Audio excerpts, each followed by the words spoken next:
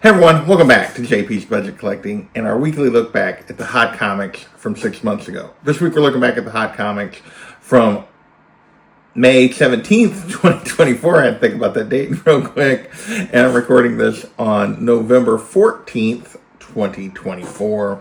So as always, I give you those dates so you know when this information is actually most relevant because the market is always moving and changing. I know I give the spiel every week, but I just want to make sure somebody new understands what we're doing here exactly. And also, as always, we're looking back at the CBSI Hot Top 10 and the Comic Tom Key Collector Hottest Trending Comics of the Week. Those are the two lists that I've used for this for now going on almost 6 years. It'll be 6 years in January that we've been kind of doing the look back in some form or another. So yeah, it's a I had a comment just this last week about how, well, it's always the same. To a certain degree it is, but we're really just trying to think about, okay, should we chase those books that were hot? It's very much focused on books that people were chasing and what have they done in the market since people were chasing them and were they good investments? So that we can make a little better decisions about what books we chase, what books we're patient on, and what are the reasons we use to make those decisions. So with that, we got 16 books to talk about this week. Let's dig in and see if we can learn something this week. First up, we have Revival #1. This hit the list because it was optioned. Going to be a TV show, or at least that is the plan. We'll see how quickly that happens. But this great Jenny Frison cover here was going for $20 to $25 back then. 9.8 is going for $120 on this option news. And this one has actually remained pretty steady. Normally, we get a pretty decent step back on option news, but this is still 15 to 30 on a raw copy.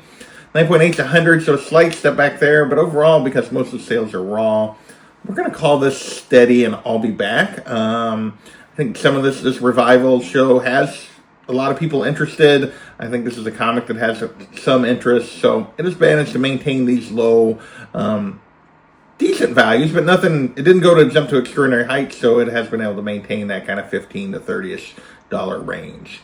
Next, we have Mad Max Fury Road, Furiosa #1, the first appearance of Furiosa in comics.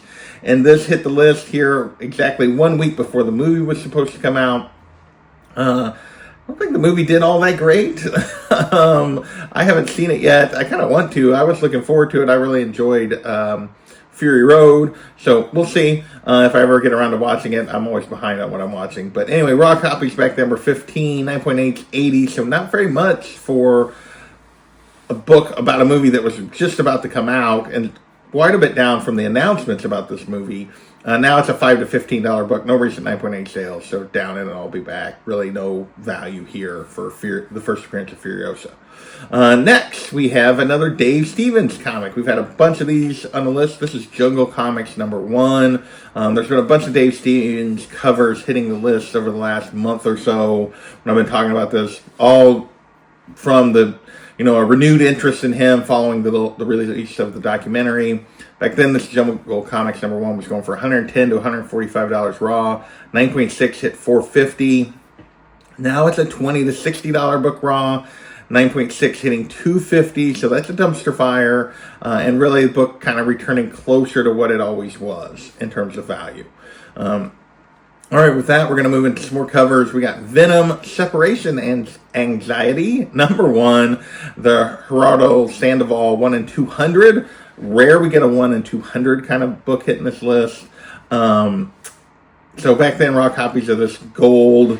The gold version of this cover. There's other versions of this cover. There's a silver one, and then I think there's just a regular non-gold or silver, just like white printed of this exact cover, just different lettering and stuff. The gold version, the 1 in 200 was going for $300 back then for raw copies. Now, a little hard to say. Only two recent sales really to talk about. A 9.8 went for $600, and then a raw copy that was a gold and a silver were included. So it was the pairing of a gold and a silver went for $400. Went for $500. You see I have written down $400 here because the silver copies are pretty consistently going for $100. So that kind of implies maybe around $400 for a gold on its own, but there hasn't been any recent sales of that. We're going to just go with steady and worth it seems to be, but it's hard to judge because there's just no sales. So maybe it's more like down and just people aren't willing to buy it because people aren't willing to list it for a price people are willing to buy. We'll see. Next, we have Godzilla 70th Anniversary, #1, the Art Adams one at 50. Back then, raw copies of this Art Adams cover were going for 150. Very different than a lot of the Art Adams books we've had hit the list recently. But that's triple ratio. And sort of holding that. It's now a $70 to $200 book for raw copies. Most of the sales are more like 70 to 120, but there are a couple of sales between 120 and 200, so we got to include that in the range. 9.8 went for 300, so we're going to call this steady and I'll be back, because you can definitely do better than that 150 average from back then, but there are still a few sales going in that range. So next, we're going to move into a little bit of buzz. We got Strange Academy, Blood Hunt, #1, the first appearance of Pia, and I'll be honest, I don't know anything about this character or what her role or his role is in Strange Academy. So, but anyway, people were excited back then. It was going for $15 to $20, and now it's $5 to $10 book. So down in and I'll be back. Borderline trap, really. No reason to have chased this character in the moment. Now you can basically get it for cover plus shipping, maybe a little more than that. So maybe double cover plus shipping. All right, next we have Spider-Man Noir, #1. And this was, we were getting confirmation that Nick Cage was going to do a Spider-Man Noir project for Amazon. It's supposed to be a show, it's supposed to be live action. This is obviously the first appearance of Spider-Man Noir. Back then, raw copies were going for 180, 9.8 was 470. This was back up from, it had been really high with the Spider-Verse movies, and then it had dropped back down, and then it was back up. And this book has actually continued to kind of go up. It's $100 to $300 for raw, with most of the sales more 2 to 3 than from 1 to 2. And then 9.8s are $450 all the way up to $850. The most recent sale was an $850, which is a bit of an outlier on the high end, but there's some multiple $600-ish sales. So we're going to call this up as straight cash.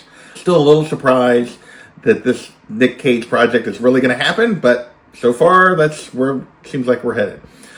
Next, the rest of the list. So we had 7 books that weren't related to X-Men 97. The rest of these books are all related to X-Men 97 in one way or another. This was after the season ended. Most of these books are about speculation for season 2 of X-Men 97. So, first up we have X-Men 97 #1, the series prequel that came out last spring. Raw copies back then were 15, 9.8 going for 80 to 170. Now it's a $5 to $15 book, 9.8, 70 to 100. So again, another one that's kind of borderline trap, but we'll put it as down in and I'll be back on this particular one. This series that kind of prequeled the cartoon show we got back in the summer. Next, we have X-Men Adventures #1. This is obviously the first comic appearance of the original cartoon series back in the 90s. This one was going for $18 back then on raw copies. 9.8s were pushing up to 200. Now it's a $5 to $15 book. 9.8, 60 to 100. This one's borderline dumpster fire. We'll call it a trap because the vast majority of the sales are raw copies and not the 9.8s. But yeah, another book that's taken a massive step backwards since we move away from that series. It'll probably bounce back again once the series comes back next year. But for now, this book is much cheaper and easier to get. Next, for the second week in a row, we have Nightcrawler #1, his first solo series. Back then, raw copies were going for 10, 9.8 going for 80 to 130, just slightly up from when we talked about it last week. Now it's a $3 to $12 book raw. 9.8s, though, are still up. 175 to 250, so a little bit of confusion there. Raws are probably down, I'll be backish, which are most of the sales, but the 9.8s are up and probably straight cash. Overall, we'll just say up and worth it here. 9.8s have definitely jumped in value. Not a ton of sales though. So, all right. Next, we have, for I think like the third week in a row, maybe the fourth week in a row, we have X-Men #53, the first appearance of Onslaught. Obviously, the events that were the end of season one of X-Men 97 here last summer were kind of the similar lead-in to what eventually led to the Onslaught in the comics.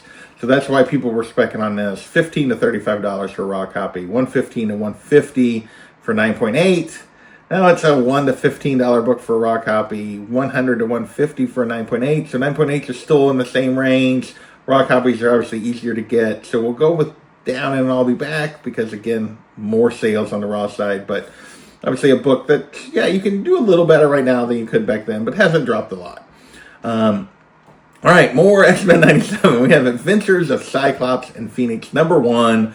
This is the origin of Cable, and obviously this is just more spec of things that might be explored in the next season.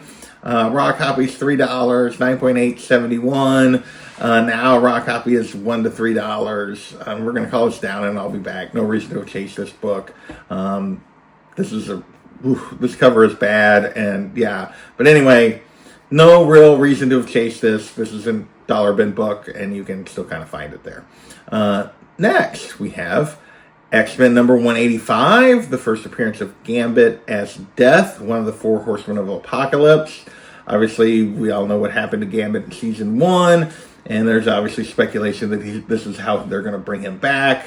Raw copies back then were going for $15 to $30. Now it's a $5 to $20-ish book, so with Down and I'll Be Back here. We will see if they go through this particular storyline. Obviously, they've hinted at Apocalypse very strongly at the end of the season, and they also hinted at, Gambit potentially returning. So we'll see. Even though I think if you go back and watch the original show, they were supposed to have destroyed Apocalypse throughout all of time. But anyway, they're going to use him for this. Next, we have X Factor #24, first cover appearance of Archangel. I think technically he appeared before this. I don't remember exactly what the details are on the Archangel appearance here. But anyway, this is the one that was hitting the list. $40 for raw copies, 9.8 at $230. Now it's a $10 to $30 book, raw, 9.8, 125 to 150. So Down in a Trap on this particular book. Again, this is all speculation for Season 2 because we got some hints of Apocalypse. I mean, we saw him at the end of a version of him at the end of Season 1. So next, we have X Factor #6, first appearance of Apocalypse. Again, Season 2 spec. And, people hoping. Raw copy, $65 to $100 back then. 9.8, 443 for the high sale, recent high sale. Now it's a $20 to $60 book. 9.8, 3 to 400. So yeah, we're going to call this Down in a Trap. Raw copies took a huge step back here. Again, this book will probably jump back when we know we get the new season or more confirmation, but for now, Apocalypse has kind of returned closer to its normal price. And then finally, we have The Rise of Apocalypse, #1, which is the origin of Apocalypse. This was hitting the list, $8 to $10 raw copies, a 9.865. Now it's a $3 to $10 book, with most of the sales like $3, literally like $3 or $4. No recent 9.8, so we're going to call this a Down and I'll Be Back. Lots of people hoping, lots of Apocalypse-related spec for Season 2 of X-Men 97. I'm not sure exactly when we're going to get it. I think similar timing to when we got it last year, I think is what I've heard, but I don't know that for sure. But anyway, there was a lot of people that couldn't wait for more, and that's what was driving the list this week back in May. All right, I want to thank you guys for watching, and we will catch you next time. Later.